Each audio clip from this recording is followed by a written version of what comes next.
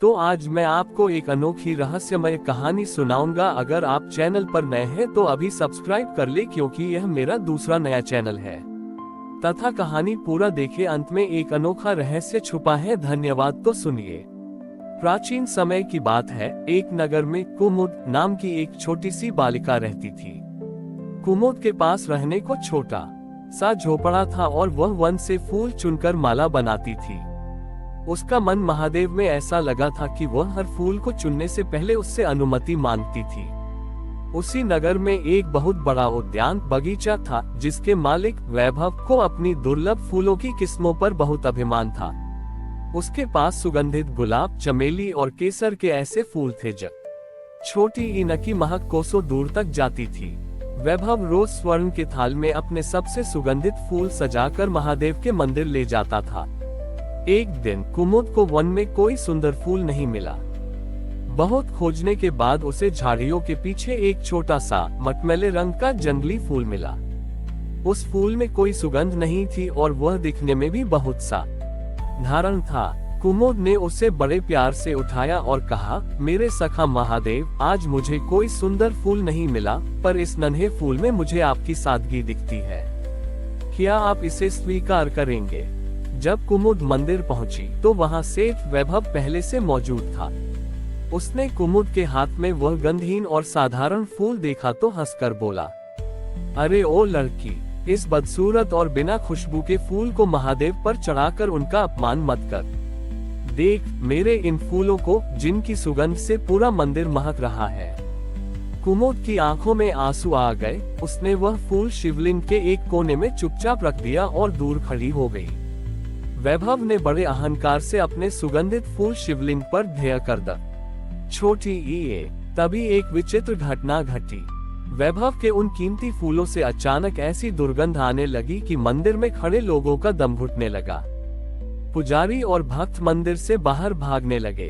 लेकिन चमत्कार ये था कि जहां कुमुद का वह छोटा सा जंगली फूल रखा था, वहां से एक ऐसी दिव्य और शीतल सुगंध उठने लगी जो किसी ने पहले कभी नहीं महसूस सकी थी।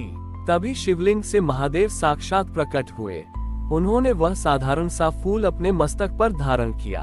महादेव ने गूंजती आवाज में कहा, ग्रेटर देन वैभव, फूल की सुगंध उसके पंखुड़ियों में नहीं, बल्कि उसे चढ़ाने वाले के भाव में होती है।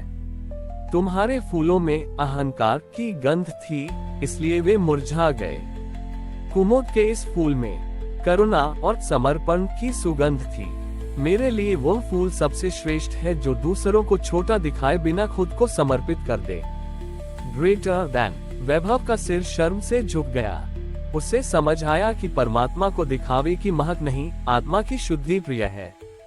उसने अपना आलीशान बगीचा सबके लिए खोल दिया और कुमुद को उस बगीचे की मुख्य रक्षक बनाया, ताकि वह फिर कभी किसी फूल को छोटा न समझे। कुमुद के उस साधारण फूल को महादेव ने जब अपने मस्तक पर धारण किया तो वह छोटा सा जंगली फूल रातों रात अमर पुष्प के नाम से जाना जाने लगा।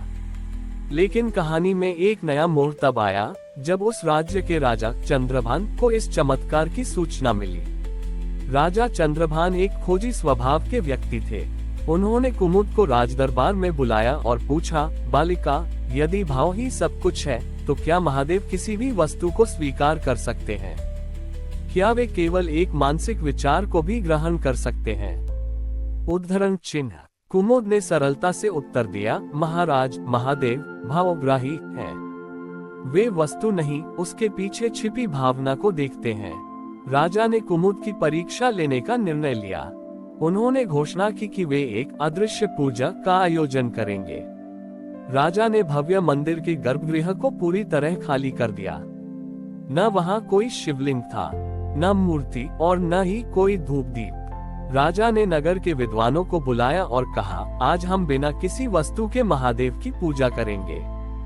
जो भी अपने मन की शक्ति से महादेव को यहाँ प्रकट कर देगा, वही सच्चा भक्त कहलाएगा। बड़े बड़े विद्वान आए। उन्होंने आंखें बंद की और कठिन मंत्रों का उच्चारण किया। किसी ने स्वर्ण के महलों की कल्पना की तो किसी ने 56 भोग का मानसिक चित्र बनाया।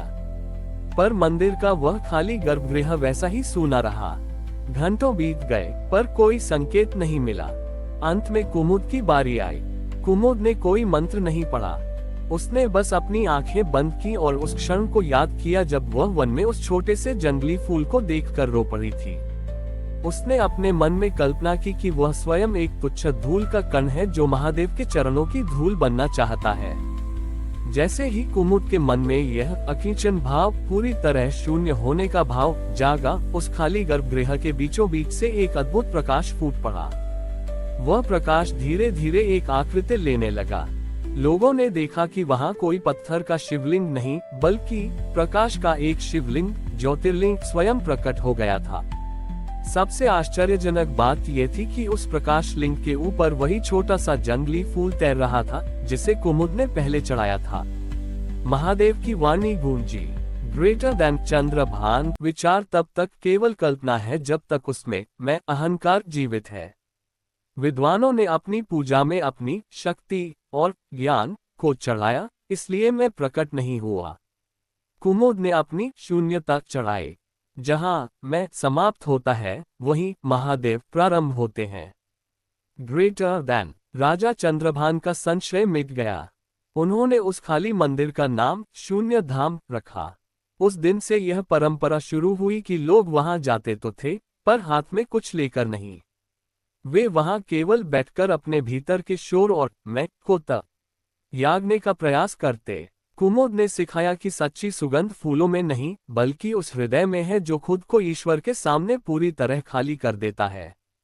वह जंगली फूल आज भी उस मंदिर की कथाओं में महकता है, ये याद दिलाने के लिए कि जो दुनिया की नजरों में तुच्छ है, वह महादेव की नजरों में अनमोल हो सकता है। हमारी और भी आध्यात्मिक एवं अनोखी कहानियां देखने के लिए हमारे चैनल पर जाएं तथा धार्मिक एवं पौराणिक अनोखी कहानियां हमारे चैनल पर है। कृपया जाके देखें तथा हमारे चैनल को सब्सक्राइब करके रखें और वीडियो लाइक जरूर करें। धन्यवाद।